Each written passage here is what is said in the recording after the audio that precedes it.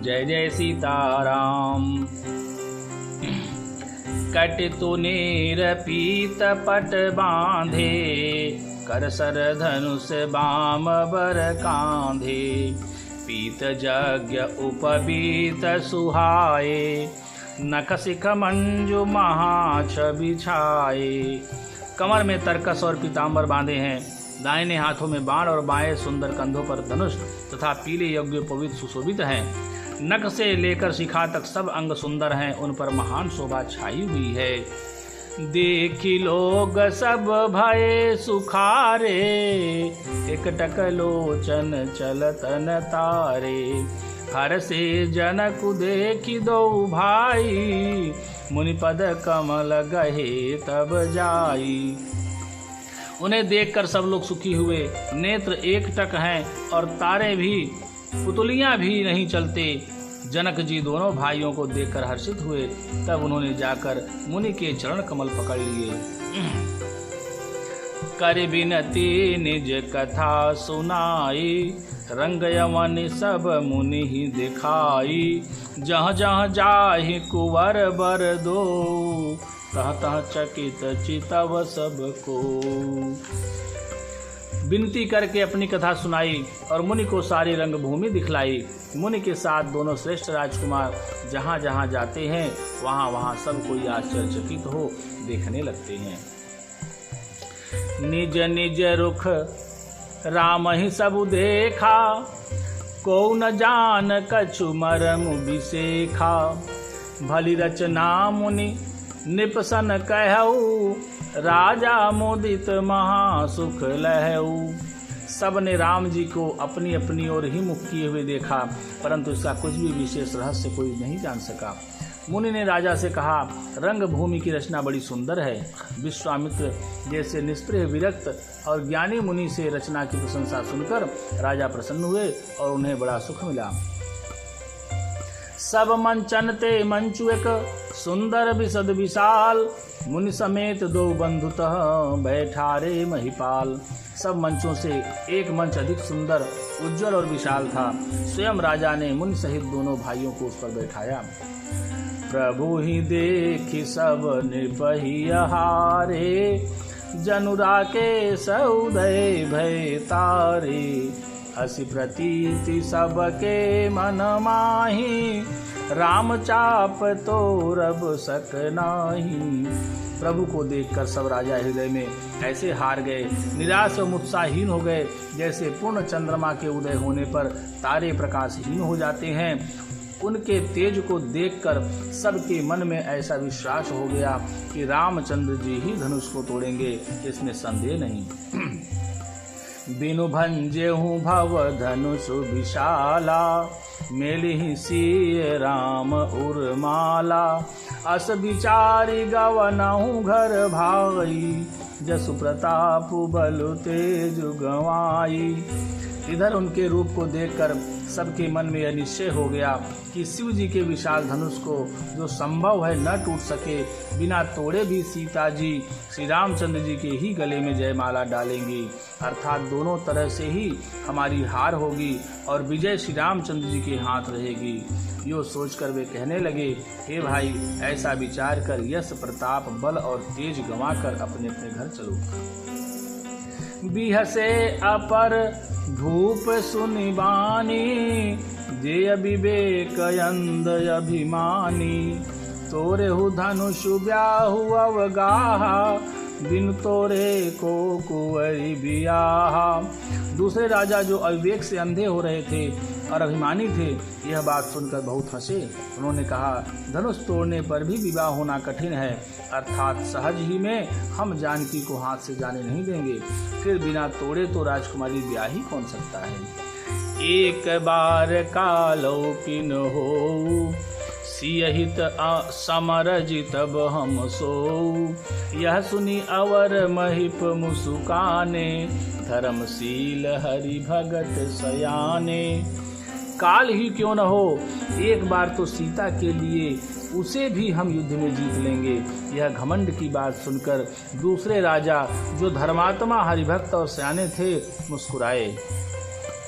सिय बियाह विराम गर्भ दूर करे निपन के, जीति को सक संग्राम दशरथ के रन बाकुरे।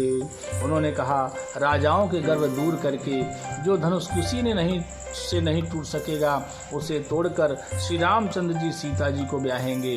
रही युद्ध की बात, सो महाराजा दशरथ के रण में बाकी पुत्रों को युद्ध में तो जीत ही कौन सकता है। व्यर्थ मरहूं जने गाल बजाई, मन मोदकन की भूख बुताई, सिख हमारी सुनी परम पुनीता, जगदम्बा जानहु जिय सीता। गाल बजाकर व्यर्थ ही मत मरो, मन के लड्डुओं से भी कहीं भूख बुझती है।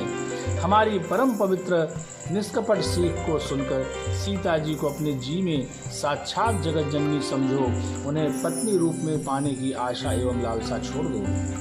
जगत पिता रघुपति विचारे, भरी लोचन छवि लेहु निहारी, सुंदर सुखद सकल गुण राशि, हे दो बंधु शंभु उर्वासी।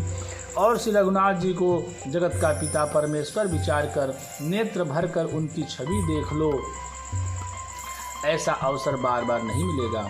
सुंदर सुख देने वाले और समस्त गुणों की राशि ये दोनों भाई शिव जी के हृदय में बसने वाले हैं। स्वयं शिव जी भी जिन्हें सदा हृदय में छिपाए रखते हैं, वे तुम्हारे नेत्रों के सामने आ गए हैं। सुधा समुद्र समीप बिहाई, मृग जलु निरखी मरहु कत धाई, करहु जाई जा कहूँ जोई भावा, हम तो आजु जन्म फल पावा। समीप आए हुए भगवत दर्शन रूप अमृत के समुद्र को छोड़कर तुम जगत जननी जानकी को पत्नी रूप में पाने की दुराशा रूप मिथ्या मृग जल को देखकर दौड़कर क्यों मरते हो। फिर भाई, जिसको जो अच्छा लगे वही जाकर करो।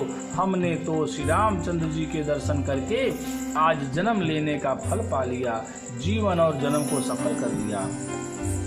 अस कही भले भूप अनुरागे, रूप अनूप बिलोकन लागे, देखहि सुर नभ चढ़े विमाना, बरसहि सुमन करहि कल गाना।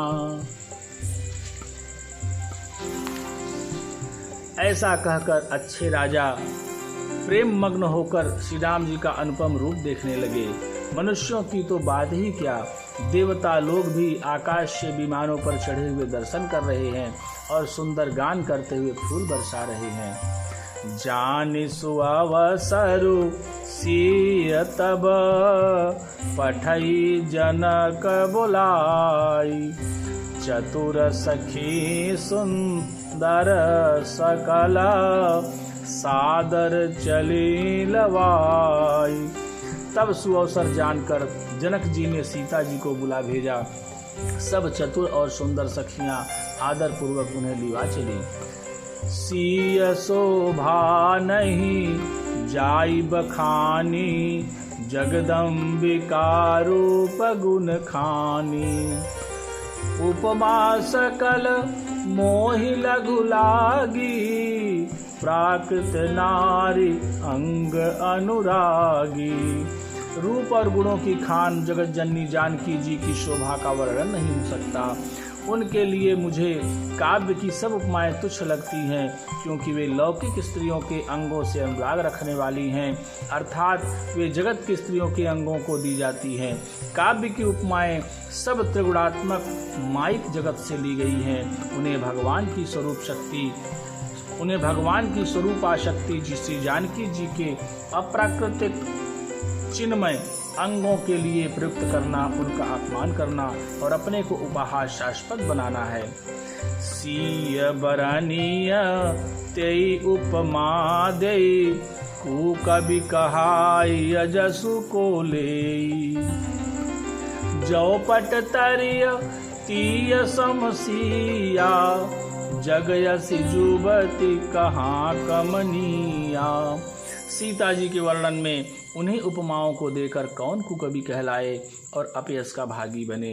अर्थात सीता जी के लिए उन उपमाओं का प्रयोग करना सुकवि के पद से च्युत होना और अपकीर्ति मोल लेना है। कोई भी सुकवि ऐसी नादानी एवं अनुचित कार्य नहीं करेगा। यदि किसी स्त्री के साथ सीता जी की तुलना की जाए तो जगत में ऐसी सुंदर युवती है ही कहाँ जिसकी उपमा उन्हें दी जाए। गिरा मुखर तन अरध भवानी, रति अति दुखित अतनुपति जानी। विष बारुनी बंधु प्रिय जेहि, कहिय रमा सम किमि वैदेही। पृथ्वी की स्त्रियों की तो बात ही क्या, देवताओं की स्त्रियों को भी यदि देखा जाए तो हमारी अपेक्षा कहीं अधिक दिव्य और सुंदर हैं। तो उनमें सरस्वती तो बहुत बोलने वाली हैं। पार्वती अर्धांगिनी है, अर्थात अर्धनारी नटेश्वर के रूप में उनका आधा ही अंग स्त्री का है, शेष आधा अंग पुरुष शिव जी का है। कामदेव की स्त्री रति पति को बिना शरीर का जानकर बहुत दुखी रहती है और जिनके विष और मध्य जैसे समुद्र से उत्पन्न होने के नाते प्रिय भाई हैं, उन लक्ष्मी जी के समान तो जानकी जी को कहा ही कैसे जाए। जौ छवि सुधा पयो निधि होई, परम रूपमय कच्छपु सोई। शोभा रजु मंदरु सिंगारु, मथै पानि पंकज निज मारू। जिन लक्ष्मी जी की बात ऊपर कही गई है वे निकली थी खारे समुद्र से, जिसको मथने के लिए भगवान ने अति कर्कश पीठ वाले कच्छप रूप का धारण किया। रस्सी बनाई गई महान विधसर बासुकी नाग की, मथाने का कार्य किया अतिशय कठोर मंदराचल पर्वत ने, और उसे मथ सारे देवताओं और दैत्यों ने मिलकर। जिन लक्ष्मी को अतिशय शोभा की खान और अनुपम सुंदरी कहते हैं, उनको प्रकट करने में हेतु बने ये सब असुंदर एवं स्वाभाविक ही कठोर उपकरण, ऐसे उपकरणों से प्रकट हुई श्री लक्ष्मी श्री जानकी जी को समता को कैसे पा सकती हैं। हाँ, इसके विपरीत यदि छवि रूपी अमृता का समुद्र हो, परम रूप में कच्छप हो, शोभा रूप रश्मि हो, श्रृंगार रस पर्वत हो और उस छवि के समुद्र को स्वयं कामदेव अपने ही कंवर कमल से मथें, एहि विधि उपजय लक्ष्य जब, सुंदरता सुख मूल। तदपि सकोच समेत कभी, कहैसीय समतूल। इस प्रकार का संयोग होने से जब सुंदरता और सुख की मूल लक्ष्मी उत्पन्न हो तो भी कभी लोग उसे बहुत संकोच के साथ सीता जी के समान कहेंगे। जिस सुंदरता के समुद्र को कामदेव मथेगा वह सुंदरता भी प्राकृत लौकिक सुंदरता ही होगी, क्योंकि कामदेव स्वयं भी त्रिगुणमयी प्रकृति का ही विकार है। अतः उस सुंदरता को मत कर प्रकट की हुई लक्ष्मी भी उपयुक्त लक्ष्मी की अपेक्षा कहीं अधिक सुंदर और दिव्य होने पर भी होगी प्राकृत ही। अतः उसके साथ भी जानकी जी की तुलना करना कवि के लिए बड़े संकोच की बात होगी। जिस सुंदरता से जानकी जी का दिव्याति दिव्य परम दिव्य विग्रह बना है वह सुंदरता उपयुक्त सुंदरता से भिन्न अप्राकृत है। वस्तुतः श्री लक्ष्मी जी का अप्राकृत रूप भी यही है, वह कामदेव के मथने में नहीं आ सकती और वह जानकी जी का स्वरूप ही है, अतः उनसे भिन्न नहीं। और उपमा दी जाती है भिन्न वस्तु के साथ। इसके अतिरिक्त जानकी जी की प्रकट हुई हैं स्वयं अपनी महिमा से, उन्हें प्रकट करने के लिए किसी भिन्न उपकरण की अपेक्षा नहीं है। अर्थात शक्ति शक्तिमान से अभिन्न अद्वैत तत्व है, अतएव अनुपमेय है। यही गूढ़ दार्शनिक तत्व भक्त शिरोमणि कवि ने इस अभूतोपमालंकार के द्वारा बड़ी सुंदरता से व्यक्त किया है। बोलिए पवन तनय संकट हरन मंगल मूर्ति रूप, राम लखन सीता सहित हृदय बसहु सुरभूप। श्यावर रामचंद्र की जय, पवन सुत हनुमान की जय, पवन उमापति महादेव की जय। जय जय सीताराम।